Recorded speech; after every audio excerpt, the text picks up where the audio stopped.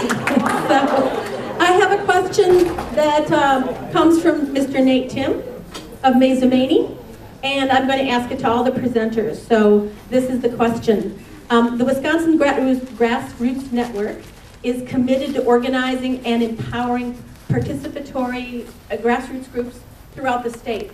How would you envision relating to these entities both as a candidate and as a prospective governor? Eileen, would you like to go first? Well, from the description of my life that you well know, I have spent my lifetime fighting to make government more responsive to all of us. Starting out at Wisconsin's Environmental Decade 35 years ago, suing government and suing big and powerful special interests to make it responsive, follow the law, and protect our natural resources. So for 20 years I helped citizens in every corner of their state take on big and powerful institutions, because each one of us alone doesn't have the power to get that kind of social justice result. And then I was an assistant attorney general after the public intervener office was eliminated, and one of my assignments was the open meetings and public records law. So it is a basic bread and butter to our open government here in Wisconsin. So when the March 9th madness happened, in that dastardly deed with our senator here helping on our side, but with that Governor Walker just ramming through with those Republican senators, the abolishment of 50 years of collective bargaining rights in Wisconsin, that's brought a middle class and made our lives better, this generation. I was the first one. The next day I filed a complaint with the district attorney, and then I filed the very next day a lawsuit, first lawsuit filed. Took some heat for that in Dane County. What's the county executive filing a lawsuit on open meetings laws and public records violations of the legislature?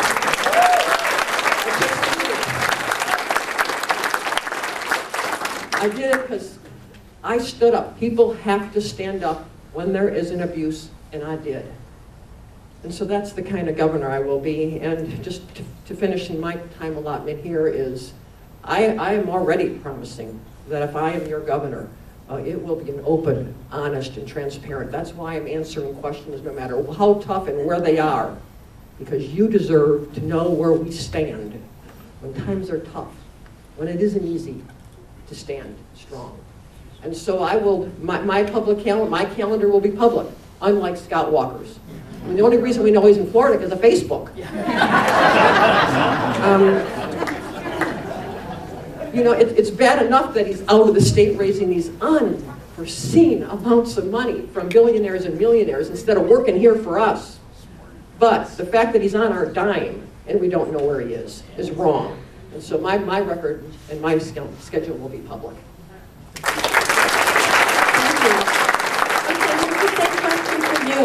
The Wisconsin Grassroots Network is committed to organizing and empowering participatory grassroots groups throughout the state. How will you envision relating to these entities both as a candidate and as a prospective governor? Engagement, constant engagement, just like we are doing here. Being a governor is not the end, it's just the beginning. So my plan would be to constantly engage not only grassroots organizations, but everyone, even the public, every so often, and large organizations who come together under the umbrella of a grassroots platform. I would probably hold, I can see every 6 months or so, have a meeting, meet the governor, and where I can explain what we are doing, why we are doing, and that's a platform for exchange of ideas. It is said so on my website. It's one of my agenda items. My website is cliffgov.com, and it's there, active public participation. So the governor is not the CEO of a corporation. The governor is an employee of the people.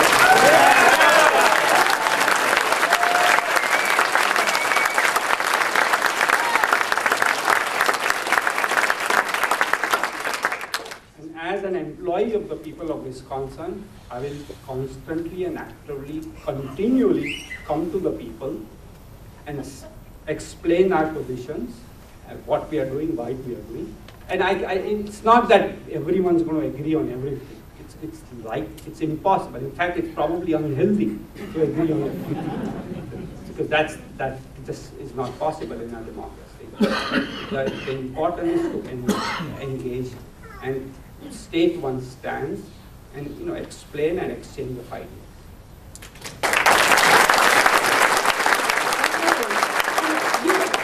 You already heard the question. Thank you. My campaign is about the grassroots. Everyone here belongs to an organization that has been involved in the grassroots, and although many of the organizations you belong to are nonpartisan, that organizations themselves won't endorse, that doesn't mean that you yourself can't get involved. And if you've been to my website, you'll know that I talk about turning my campaign over to my volunteers. And that's exactly what's happened. That's what happened here today with people who said, hey, I have an idea, I'm going to do this. That's the way our campaign is going to run. It is definitely from the bottom up. And I strongly believe that that is the way we are going to beat Scott Walker.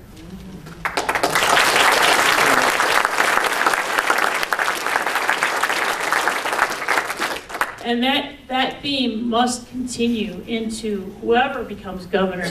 In the governor's conference room, if you've ever been to one of the most beautiful rooms in the Capitol, this is a very ornate governor's conference room. And on the ceiling in the governor's conference room is a saying that says, the will of the people is the law of the land.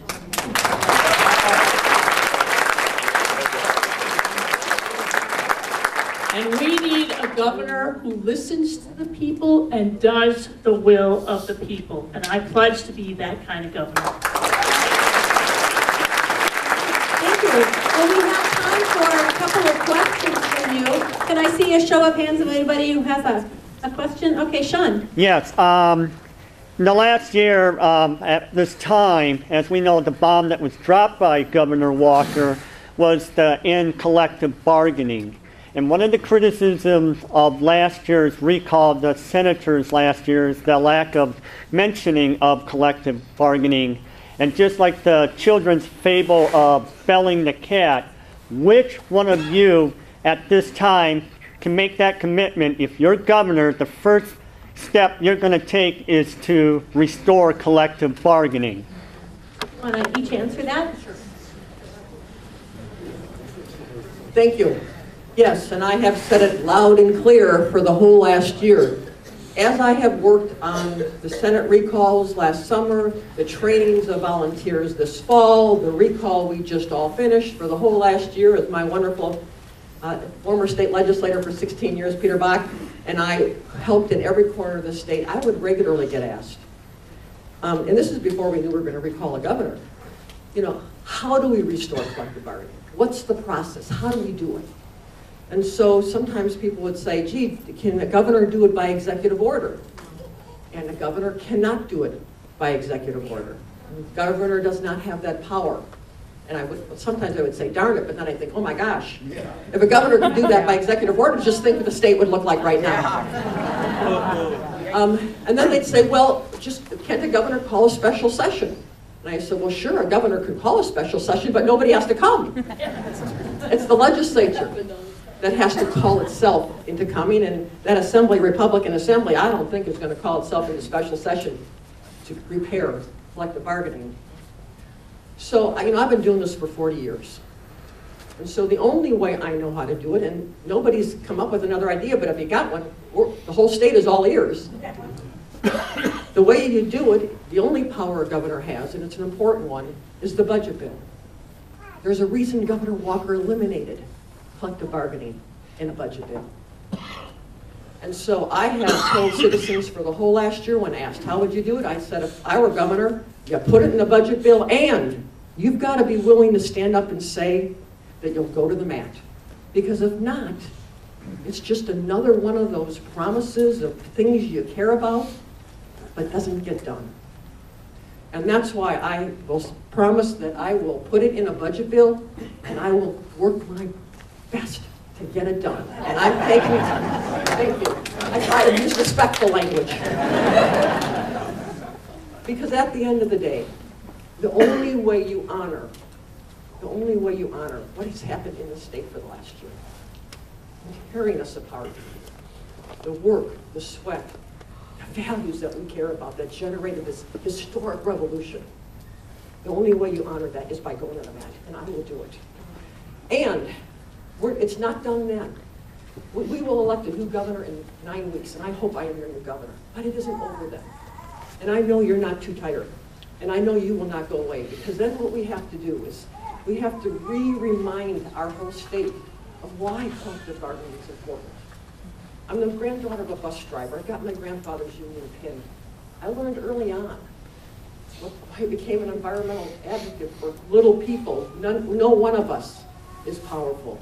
The only way we can be strong is by being together. And I have a better life, and you have a better life because the generations before us put their lives on the line, the right to organize and the right to bargain. So we have 40-day work weeks. We have a fair day wage for a fair day's pay. And we don't get discriminated against for being a woman or for being black or for our religion because people before us bargained for those protections. And that's why we have to remind 5.5 million people of why that's so important. And that's why I believe we will win and we will restore collective bargaining.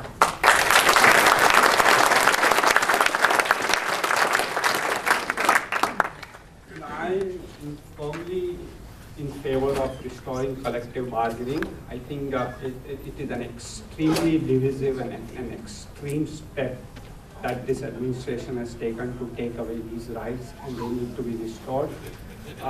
There is, as Ms. Falk mentioned, the governor does not have executive power, so it has to be a legislative bill, and I think I would engage the legislature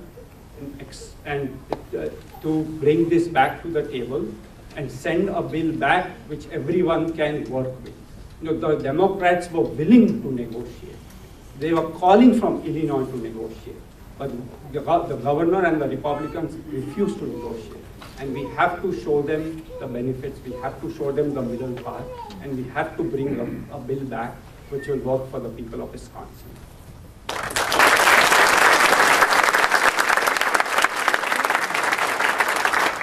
The soonest a budget could pass with collective bargaining would be June of 2013. If the worst happens and we don't take back the Senate, or don't take back the Assembly and take back the Senate, and we have a divided legislature, it's possible that the budget wouldn't pass until October of 2013, which is exactly what happened the last time that situation happened. I believe that the collective bargaining issue must be resolved, and it must be resolved sooner than that.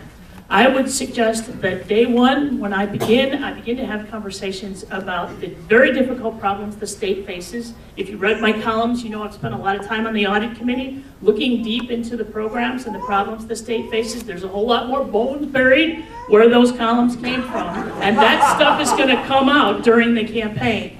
And what people are going to understand by the end of this campaign is that our state government has really deteriorated under Scott Walker. And the only way we're going to solve this problem is if we come together to fix it, and that means lifting up the voices of the state employees who have the wisdom and the knowledge and the experience and the training to solve the problems. Yes. Bringing those people to the table to collectively bargain is like 101 to employee management, labor relations. It has to happen. It's part of the problem that we absolutely pushed away our public employees who have the answers to solving the difficult problems we face. So what I would do is begin by changing the tone. Have the discussion around the state about how we solve the problems over and over and over again. Remind citizens of the wisdom and experience of the people who work for state government, work very hard to keep the people, because we're losing massive numbers of people in state government right now because they are not respected. And then, as soon as possible, I would say at least by February, pass the bill as a standalone bill resolving the problems of Act 10 and fixing collective bargaining. This is a bill that I co-sponsored. It's already out there. We actually tried to bring it to the Senate floor this week. My colleagues are very committed to doing it, and we need to find the votes. And you say to me, oh, we can't find Republican votes. And I say to you, oh, but we can, because we already have some.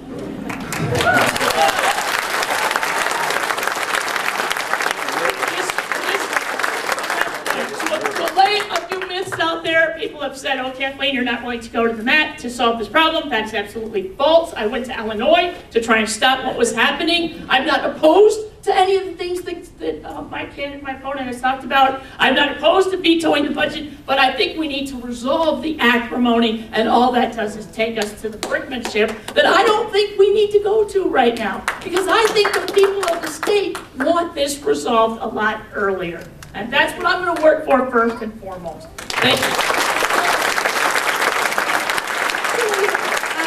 We just have a few minutes left, and so I don't think we should take any more questions. But what I would really like to do is have some final words from each of our three candidates here, because it's really important that they're able to get their word out there. So would you like to start? Would you give a minute? I'll be very brief. When we are the change we want to see, our communities change, our state changes, and we change.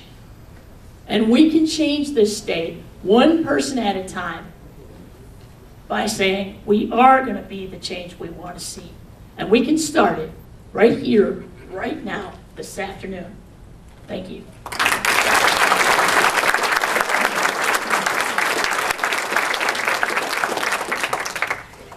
All I want to say is I will stand for what I believe in my heart and my soul of what is right, regardless of where that idea comes from. It doesn't matter whether it's Democratic, Republican, independent, but what is right is what is right, and I will support that and stand for that. I have what I stand for. I've laid out on my website. I invite you to please visit it, and it's there in black and white, and none of that, what I say, will change. That's all.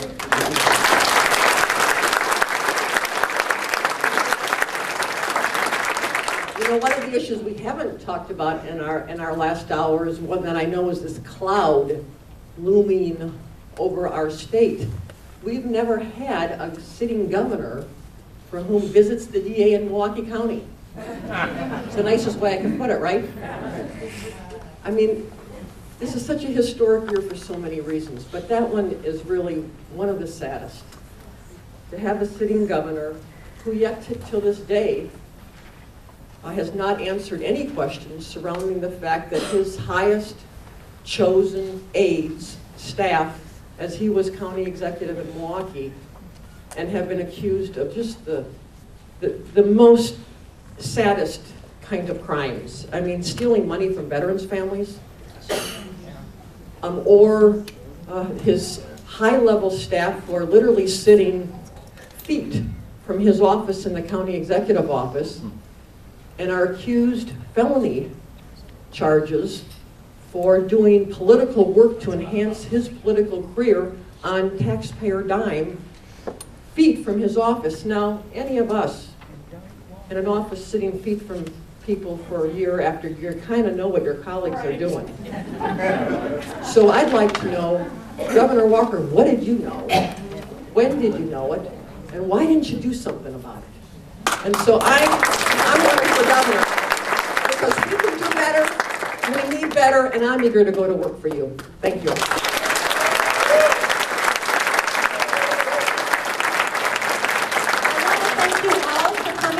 Participating. I think there's one thing we've learned in the last year. It's that who you vote for matters. And also, if you don't go out to vote, it matters. And so I want to thank all of the candidates for their time. And anybody who left their keys, lost their keys, can see the lady in the green sweater. She has them there. And I also think we have a word from Mr. Nate Tim. All right. Thank you very much. I want to thank the candidates for being with us today. A couple more words, just a few words before you go. First of all, if you have evaluation forms, there's a box out there that I showed you this morning. Be sure you put your forms in there. We want you to fill them out because that's how we figure out how we can do a better job next year. The next year's session will be the 16th of February, Saturday the 16th. So mark your calendar, tell your friends, We will have a social time following this at the Peace Mill Restaurant. And you might even be able to get a meal or two. We've signed all the people up that we could, but you might be able to sneak in a few more, so you could ask them. Thank you very much for coming. Thank you,